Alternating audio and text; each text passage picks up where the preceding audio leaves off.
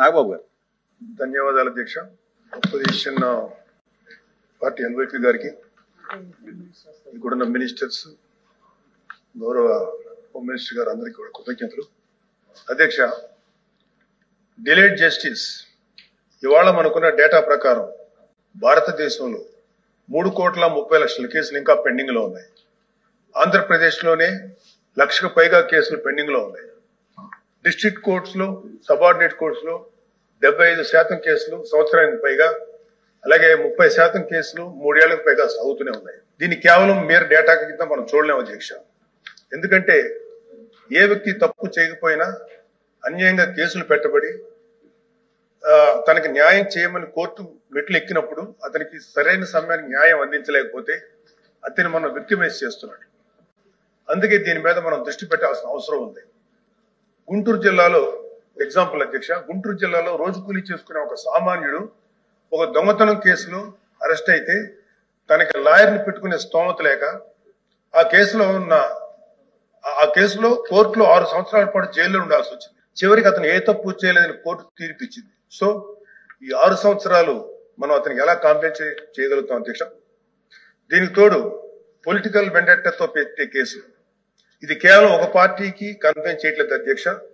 రాజకీయ కక్షతో మన జ్యుడిషియల్ సిస్టమ్ ని అధికారంలో ఉన్న కొంతమంది వాళ్ళ కన్వీనియన్స్ కోసం వాడుకుంటే లాని వెపనైజ్ చేస్తే చాలా మంది నిర్దోషులకి వాళ్ళ కెరీర్ లో ఒక బ్లాక్ మార్క్ గా మిగిలిపోతుంది.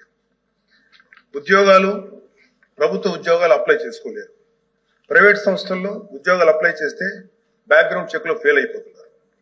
పాస్పోర్ట్ సీజ్ చేసినప్పుడు పాస్పోర్ట్లు కనుక సీజ్ చేసే పరిస్థితుల్లో అక్కడ కూడా వాళ్ళని హోల్డ్ లో పెట్టేస్తారు. అలాగే సీజ్ అయిన పాస్పోర్ట్ ల్యాప్స్ అయ్యి విదేశాల్లోకి వెళ్లాల్సిన వాళ్ళు కానీ, వాళ్ళ తల్లిదండ్రులని, వాళ్ళ పెద్దవాళ్ళని కొన్ని ట్రీట్మెంట్స్ కోసం విదేశాలు తీసుకెళ్లవలసిన వాళ్ళు కానీ వాళ్ళ పాస్పోర్ట్ సీజ్ చేయడం వల్ల చాలా ఇబ్బందులు పడుతున్నారు అధ్యక్ష. వీళ్ళకి జరిగే నష్టాన్ని మనం కాంపెన్సేట్ చేయలేం. Just because they are political involved, we cannot make them scapegoats. ఇలాంటి ఫ్యాబ్రికేటెడ్ కేసుల వల్ల చాలా సమస్యలు ఉన్నాయి అధ్యక్ష. ఇలాంటి ఫ్యాబ్రికేటెడ్ కేసెస్ వల్ల జెన్యూన్ గా విచారించాల్సిన కేసెస్ కి ప్రయారిటీ ఇవ్వలేము అధ్యక్ష. న్యాయం కోసం కావాలని అడిగే సామాన్యుడికి మన న్యాయ వ్యవస్థ మీద నమ్మకం లేకుండా చేస్తున్నాం. ప్రజాస్వామ్య వ్యవస్థనే బలహీనపరుస్తున్నట్టు గవర్నెన్స్ లో మనకి మోరల్ అథారిటీ లేకుండా పోతుంది. సో అందుకే మనందరం పాలసీ పరంగా ఇలాంటి పొలిటికల్ ఫ్యాబ్రికేటెడ్ కేసుల్ని ఎదుర్కోవాల్సిన అవసరం ఉంది.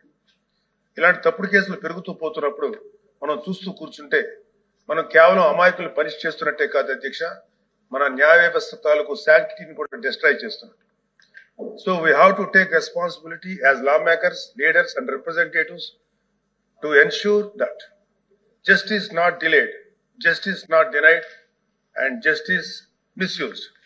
అందుకే ప్రతి పొలిటికల్ సెన్సిటివ్ కేసు మీద ఎటువంటి పక్షపాతం లేకుండా ఇండిపెండెంట్ రివ్యూ జరిపి ఆ తాలూకు కేసుల మీద ఇంటెంట్ మీద త్వరగా డెసిషన్ తీసుకోవాలి అధ్యక్ష.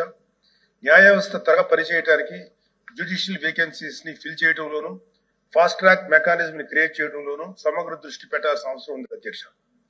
ఇవి ఏవి కూడా లగ్జరీస్ కాదు, necessities అధ్యక్ష.